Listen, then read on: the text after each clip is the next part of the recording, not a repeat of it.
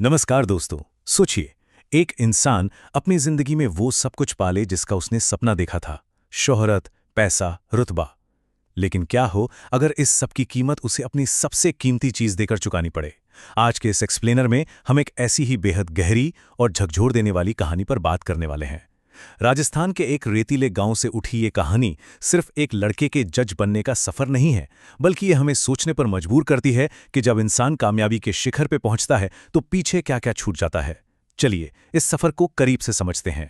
अब जरा खुद से ये सवाल पूछिए, क्या होता है जब आपकी चरम सफलता की कीमत वही इंसान बन जाए जिसने असल में उस सफलता की नींव रखी थी? ये एक ऐसा सवाल है जो इस पूरी कहानी में हमारे साथ साथ चलेगा। हम देखने वाले हैं कि कैसे कोई अपने सपनों की अंधी दौड़ में इतना आगे निकल जाता है कि अपनी आत्मा और अपने सबसे करीबी इंसान को ही खो बैठता है। अच्छा, चलिए सीधे इस कहानी की गहराई में उतरते हैं।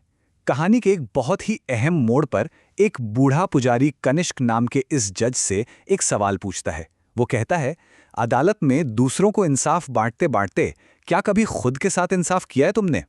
और सच बताऊं, ये कोई मामूली लाइन नहीं है। ये हमारे आज के इस पूरे विश्लेषण का आधार है।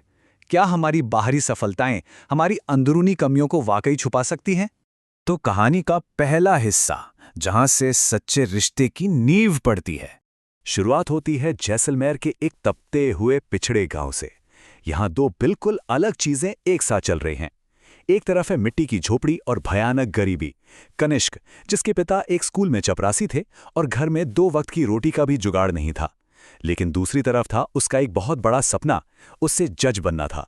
गांव वाले रोज उसके सपने का मजाक उड़ाते थे, ताने मारते थे, और उन्हीं तानों ने उसके अंदर एक ऐसी आग पैदा कर दी थी कि वो लालटेन की हल्की सी रोशनी में रात रात भर कानून की किताबें पढ़ता रहता था।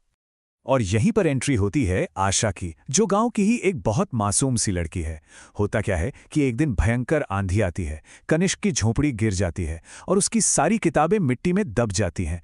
तब आशा उसकी मदद के लिए आगे आती है और वो एक बात कहती है, सपने किताबों के फटने से नहीं टूटते, इंसान के हार मान लेने पर टूटते हैं।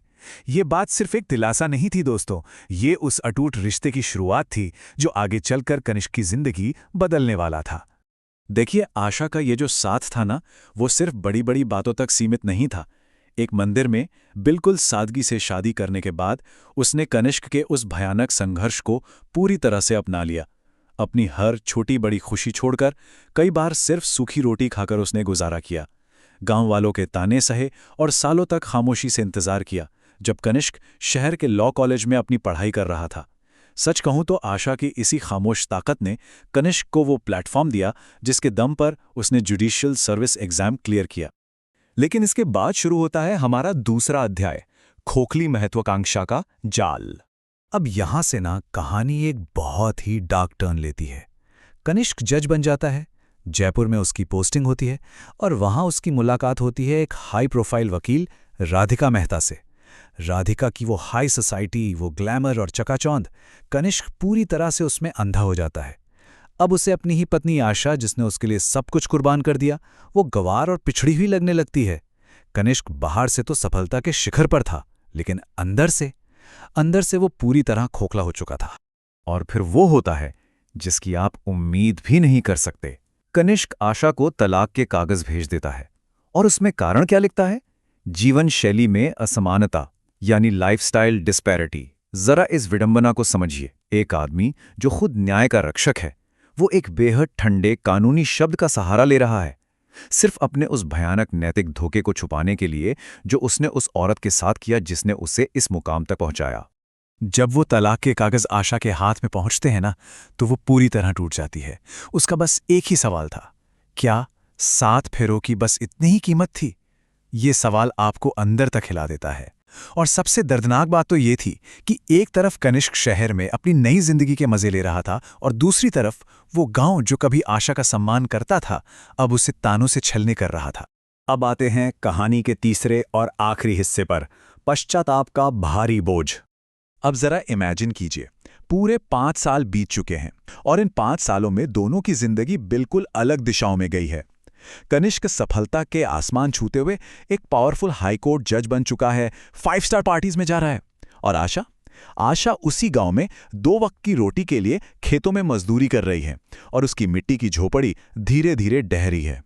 ये जो अलगाव था ना, इसने दोनों पर बहुत अलग लेकिन बहुत गहरा असर डाला था। और फिर किस्मत अपना सबसे बड़ा खेल खेलती है। एक दिन कनिष्क की मेज पर एक केस फाइल आती है।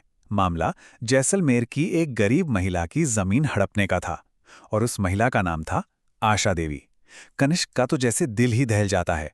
अचानक से उसकी ड्यूटी, उसका प्रोफेशन उसे उसके खुद के किए गए पापों के सामने लाकर खड़ा कर देता है। इसके बाद जो आमना सामना होता है वो बहुत पावरफुल है। कनिष्क बिना किसी को बताए अपनी लाल बत्ती वाली सरकारी गाड़ी में गांव पहुंचता है और सामने क्या देखता है? अपनी पूर्व पत्नी को फटे हुए कपड़ों में एक टूटी फूटी झोपड़ी के बाहर बीमार पड़ी हुई। लेकिन यहां आशा का स्वाभिमान देखिए। इतनी खौफनाक हालत में भी वो कनिष्क से कोई मदद नहीं मांगती। उसकी वो जो खामोश करीमा थी ना, वो कनिष्क की बाहरी दौलत और रुतबे पर बहुत भारी पड़ रही थी। और कहानी में सस्पेंस तब और बढ़ जाता है जब हमें गांव के दबंग महावीर सिंह की साजिशों के बारे में पता चलता है। बात सिर्फ गरीबी की नहीं थी दोस्तों। महावीर ने फर्जी कागजात बनवाए, भ्रष्ट अधिकारियों को रिश्वत दी और आशा की झोपड़ी में आग लगाने की कोशिश तक की। वो सीधे सीधे उसे रास्ते से हटाकर उसकी जमीन हड़पना चाहता था। अब कनिष्क के सामने एक बहुत बड़ी चुनौती थी। कनिष्क, जो अब पूरी तरह से गिल्ट में डूब चुका था, वो सीधे एक्शन मोड में आता है। वो खुद पंचायत में जमीन के रिकॉर्ड मंगवाता है, भ्रष्ट अधिकारियों को तुरंत सस्पेंड कर देता है और महावीर सिंह के खिलाफ केस दर्ज करवाकर उसे सीधा जेल भिजवाता है। अब देखिए, ये सिर्फ एक जज की रूटीन कार्रवाई नहीं थी। ये एक हताश इंसान की, एक पति की आखिरी कोशिश थी अपनी उस पत्नी को बचाने की जिसे उसने खुद बेसहारा छोड़ दिया था। इसी सारी भागदौड़ के बीच आशा की तबीयत बहुत ज्यादा बिगड़ जाती है। अस्पताल का वो सीन सच में आपको रुला देगा।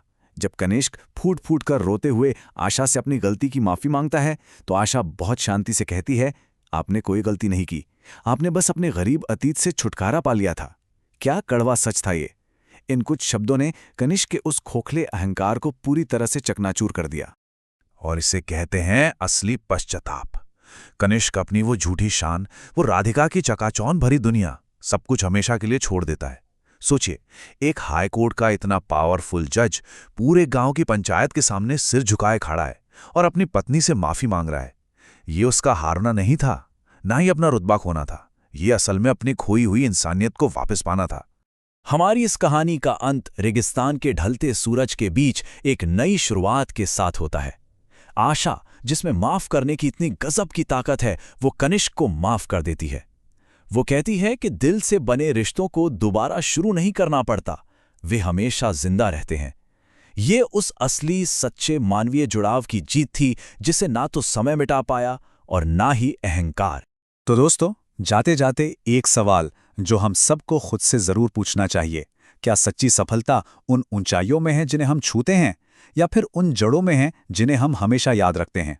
कनिष्क और आशा की ये कहानी हमें बहुत साफ तौर पर सिखाती है कि बिना वफादारी और बिना अपनों के साथ के दुनिया की कोई भी सफलता बिल्कुल खोखली है। आज के इस एक्सप्लेनर में हमारे साथ जुड़ने के लिए आपका बहुत बहुत शुक्रिया। आपसे फिर मुलाकात होगी